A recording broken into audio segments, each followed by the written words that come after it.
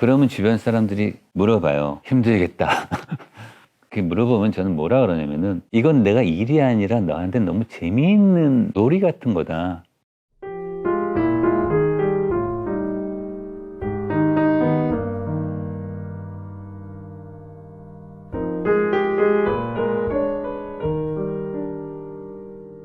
안녕하세요. 정원영입니다.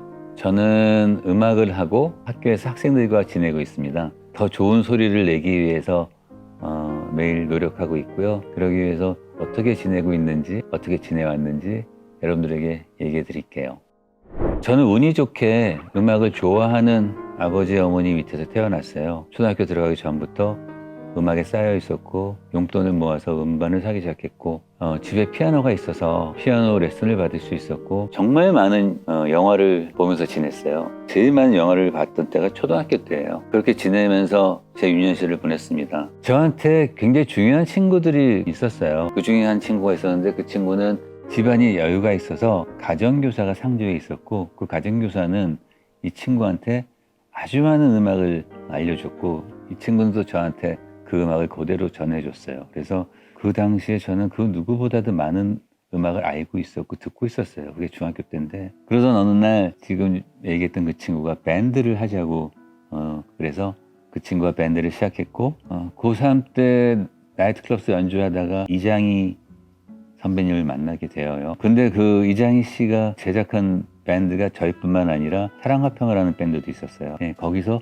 송홍섭 선배님을 만나게 되는데요. 네, 그분이 정말 큰 도움을 주셨어요. 딱딱하지 않고 굉장히 자유롭고 저의 그런 걸 다 존중해 주시면서 그런 말씀을 저한테 20살 때 해주셨어요. 당신의 음악이 최고라고 생각을 하세요 라고 저한테 얘기했어요. 그때 전 너무 놀랐죠. 20살 아이한테 당신의 음악을 들어봤고 당신의 음악이 최고라고 생각을 하라고 그런 얘기를 했었어요.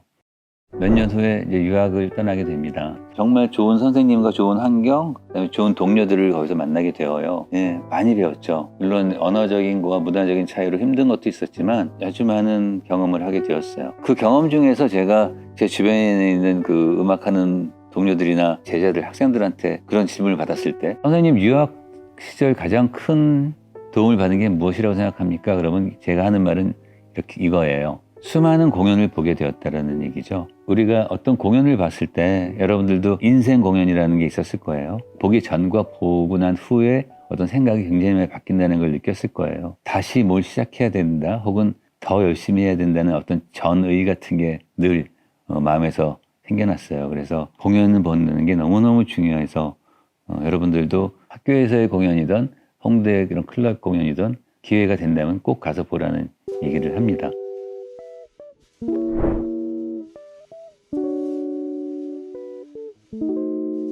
끼리끼리 모인다 그러죠. 비슷한 성향을 가진 그런 사람들끼리 모이게 되었어요. 같이 콜라보도 하게 되고 곡을 써서 들려주기도 하고 음악 외적인 것도 굉장히 많이 공유하게 되었어요. 처음에 이적군 만났을 때 무슨 얘기를 했냐면 이적군이 카프카 얘기를 했어요. 변신, 그 변신이란 책 얘기를 하고 문학에 관한 얘기를 훨씬 많이 했어요. 음악 외적으로 음악에 우리가 필요한 것들에 대해서 생각을 하게 되었어요. 저는 학교에 있다 보니까 여러 가지 컴피티션 같은 데 심사를 많이 하러 가게 돼요. 이 컴피티션에 나온 중고등학생들 말고 그 부모님을 여기에 모셨으면 좋겠다라는 얘기를 해요. 그 학생들이 그 나이에 겪어야 되는 일들을 꼭 겪게 해달라고 얘기를 해요. 제일 중요한 건 아마 독서일 거예요.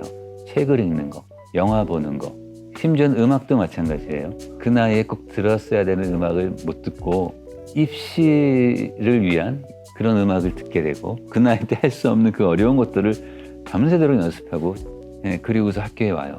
오히려 그 음악을 다시는 학교에서 와서는 하지 않게 되고 그게 되게 안타까운 일인 거예요.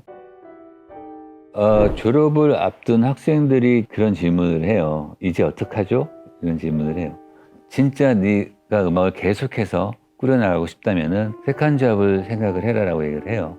음악은 음악대로 해나가고 생활을 영위하기 위한 어떤 직업을 그건 더 따로 가져라. 실제로 그런 사람들이 굉장히 많거든요. 운전하는 사람도 있었고 빵집 하는 사람이 있었고 바텐 하는 사람, 그다음에 복덕방에서 집 소개해 주는 사람도 있었고 전부 다 버클리 출신들이었어요. 너바나라는 밴드 아시잖아요, 여러분? 네, 커트 코베인이 있었던 밤늦게까지 다들 일을 해요. 막 세차장에서 일하고 편의점에서 일하고 일을 하면서 새벽에 차고회를 모여서 밴드 해요. 그들은 아마 성공할 거라는 생각을 못 했을 거예요. 그냥 음악이 좋아서 했었던 걸 거예요, 아마.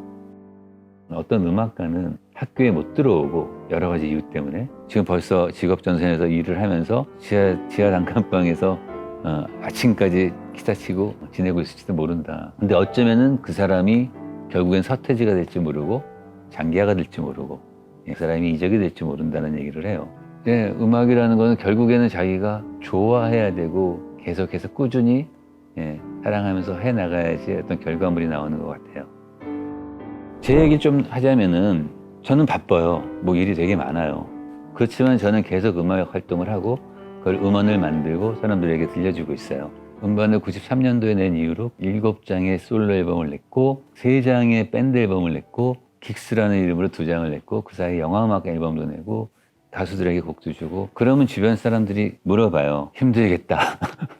그렇게 물어보면 저는 뭐라 그러냐면은 이건 내가 일이 아니라 너한테 너무 재미있는 놀이 같은 거다. 수업, 방송일 이런 것만 하고 있다면은 그게 오히려 전 너무 괴로운 일이고 너무 힘든 일이 될 텐데 음악을 만들어 사람들한테 들려주기 위한 이런 작업을 하는 게 너무 재미있는 놀이이기 때문에 나한테는 하나도 힘들지 않다는 얘기를 해요. 진정으로 어떤 걸 즐기고 있다면은 아마 그 사람은 피곤함을 모르고서 계속 뭔가 해나갈 수 있을 거예요.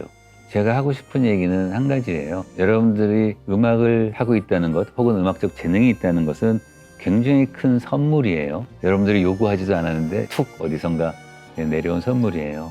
그걸 여러분들 감사하게 생각하고 기쁘게 생각했으면 좋겠어요. 그래서 여러분들이 받은 그 선물로 잘 키워나가서 그걸로 또 다른 사람들에게 좋은 선물로 만들어서 줄 수 있게 되면 좋겠습니다.